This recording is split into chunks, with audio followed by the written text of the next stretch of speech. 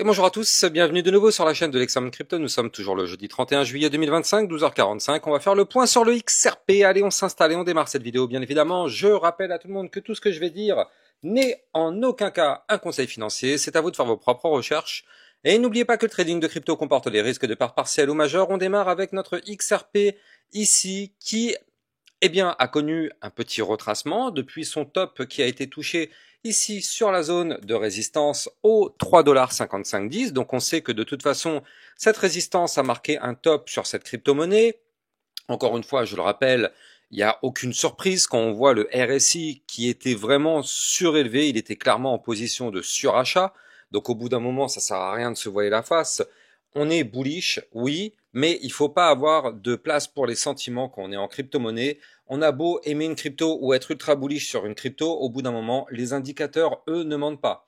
Et je rappelle que quand on est en crypto-monnaie, il ne faut laisser la place pour aucun sentiment.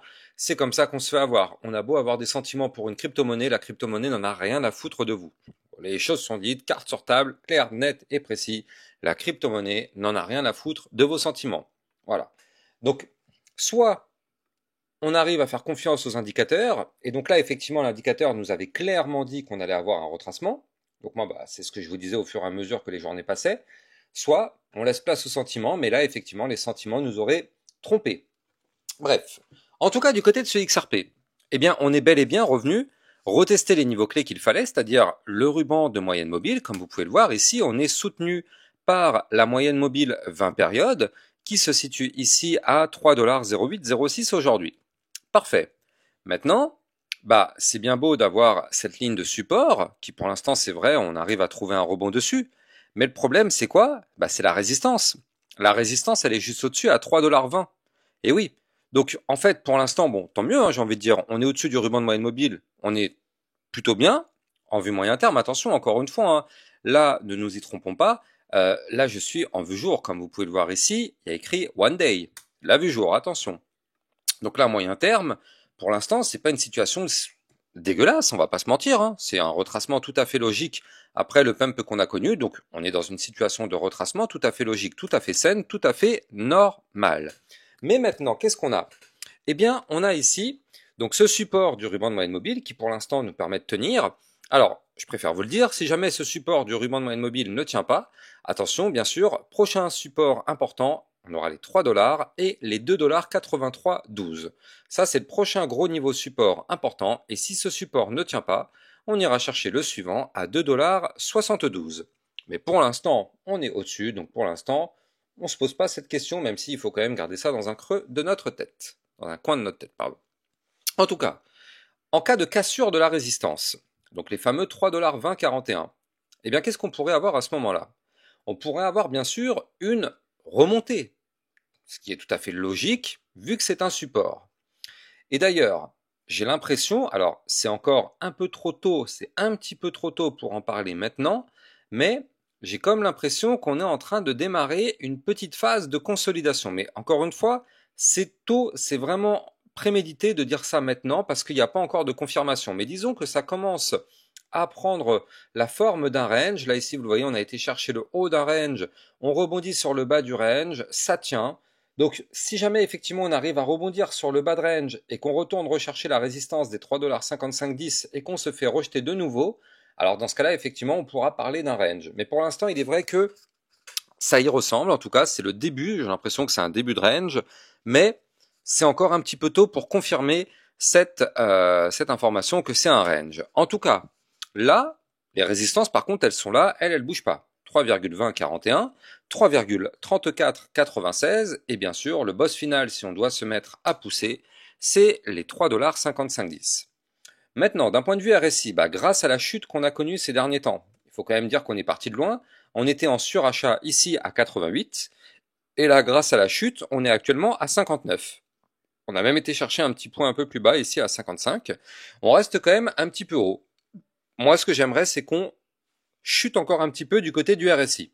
Alors vous le savez, quand on est dans un range, on peut très bien rester latéral et le RSI descend. C'est d'ailleurs exactement ce que nous fait le Bitcoin. On l'a vu encore ce matin dans ma vidéo de 8 heures. Vous le savez, tous les matins à 8 heures, j'analyse le Bitcoin.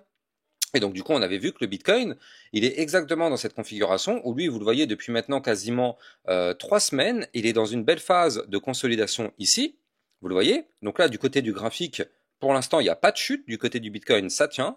Par contre, du côté du RSI, ça tombe. Alors bien sûr, c'est une divergence baissière, mais en tout cas, ça permet d'avoir un RSI plus bas. Et donc là, ce serait génial de faire la même chose du côté du XRP, c'est-à-dire de rester dans cette zone bas de range encore quelques jours, comme ça permet au RSI de retomber encore un petit peu, et pourquoi pas s'appuyer définitivement sur le bas du range et remonter pour aller chercher le haut du range par la suite, à condition que ce soit bel et bien un range. Encore une fois, c'est un petit peu trop tôt pour en parler maintenant. Maintenant, il y a aussi d'autres informations qu'il va falloir noter, dont une qu'il va falloir surveiller. Elle est importante et intéressante, c'est celle-ci. Alors avant de continuer, je rappelle bien sûr que vous pouvez trader le XRP comme d'autres cryptos sur Bybit Europe, la nouvelle plateforme de trading européenne. Grâce à mon lien de parrainage en description de vidéo, vous allez obtenir un bonus sur votre dépôt. Bien sûr, plus le dépôt est élevé, plus le bonus sera lui aussi élevé. Et bien sûr, il faut réaliser au moins un trade pour que votre bonus puisse être donné, parce que sinon, malheureusement, c'est trop facile. On dépose, on récupère le gain et on s'en va. Ça marche pas comme ça, bien évidemment. Mais en tout cas, bien sûr, vous avez mon lien de parrainage en description de vidéo et ça vous permet de trader sur une plateforme enregistrée PSAN et Mika. Donc, aucun problème. Pour le point de vue régulation, elle est complètement clean. Alors, ce que moi, je voulais vous dire, eh bien, c'est ça. C'est ici, là, vous le voyez, ce momentum MACD. Donc là, effectivement, on est sur un momentum qui, pour l'instant, est contrôlé par les bears. Il n'y a aucun doute sur ça. Il n'y a même pas de débat. Par contre, regardez, peut-être, je dis bien peut-être parce que là, il est midi, hein, la journée n'est clairement pas terminée. On est à la moitié de la journée. Mais peut-être que là, on est en train de faire une bougie MACD moins haute que la précédente. Et qu'est-ce que ça voudrait peut-être dire? Ça voudrait dire que là, ça y est, on aurait peut-être touché le fond d'un point de vue du momentum MACD et que peut-être dans les prochains jours, les bulls pourraient reprendre la main. Et donc effectivement, ça pourrait peut-être vouloir dire que ce ruban de moyenne mobile aura bel et bien supporté le cours et ça pourrait être un support. Mais pour l'instant, encore une fois, il est encore un petit peu tôt pour en parler. On n'a pas encore le cross bull, hein, et pas tout de suite ce cross bull, mais en tout cas déjà ce serait une première bonne information, parce que là déjà si on arrive à entamer une phase décroissante, on serait toujours dans un momentum contrôlé par les bears, mais en tout cas avec une phase décroissante, donc ce serait à surveiller tout de même. Donc là, il faut noter aussi qu'on a comme une sorte de bull flag, avec ici un mouvement entrant qui est haussier, bien sûr le retracement, et derrière, en général, ce type de configuration s'appelle par le haut pour prolonger effectivement le mouvement entrant, qui je le rappelle est un mouvement haussier.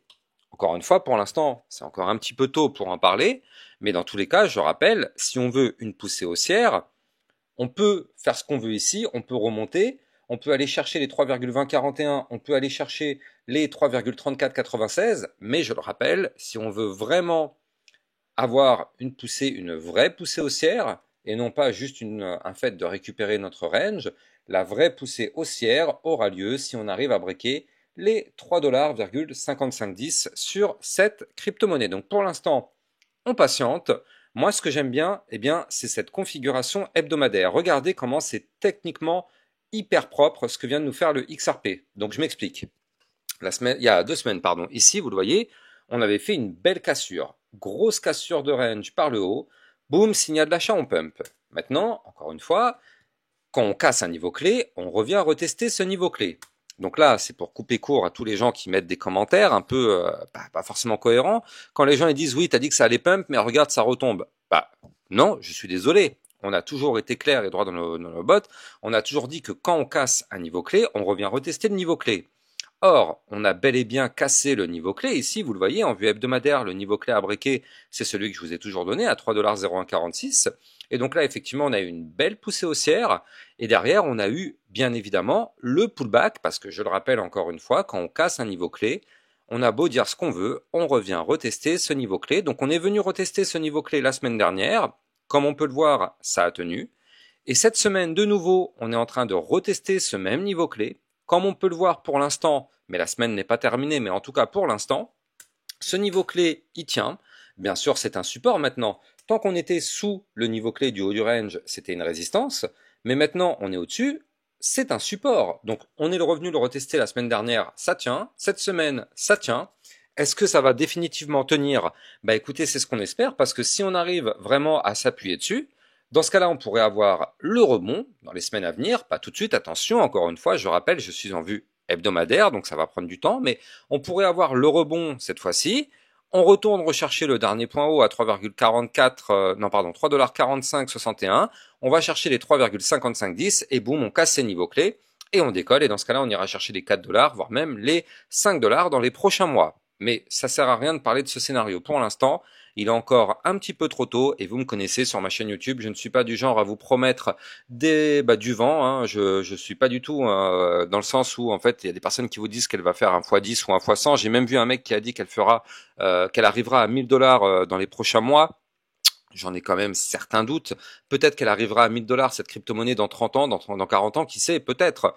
Mais je pense que là, sur ce cycle, il est quand même prudent de rester vraiment terre à terre. Bien sûr, il est possible que cette crypto monte, il est possible qu'elle aille chercher les 4, les 5, peut-être même les 10$. Bien sûr, ça peut être possible sur ce cycle, mais au bout d'un moment, voilà, les personnes qui mettent des titres comme ça pour attirer les gens, le problème, c'est qu'il y a des gens qui tombent dans le panneau. C'est ça le problème. Et du coup, quand on va dire ça, il y a des nouveaux arrivants qui vont croire réellement que cette crypto va monter à 1000. Et donc, du coup, ils vont attendre avant de prendre leur profit. Et malheureusement, ils vont se faire avoir. Et puis même, déjà, d'un point de vue état d'esprit et d'un point de vue un peu communauté, c'est clairement pas top. Bon, bref. En tout cas, donc moi, vous me connaissez. Je ne vous donne pas de target pour l'instant à la hausse autre que celle que je vous ai donnée là. Et bien évidemment, vous me connaissez, étant donné que je fais des vidéos très régulières par rapport à cette crypto-monnaie, peut-être 3 à 4 par semaine. Bien sûr, à chaque fois qu'on aura des niveaux clés atteints, je vous donnerai les prochaines résistances. Donc n'hésitez pas à vous abonner sur la chaîne YouTube pour recevoir à chaque fois toutes ces vidéos concernant le XRP, mais aussi sur le Bitcoin. N'oubliez pas de liker, commenter, partager au maximum. Et moi, je vous souhaite de passer une très bonne journée. À plus tard. Ciao, ciao. Bitcoin, Ethereum, you know the drill. Lost it all but came back with the skill.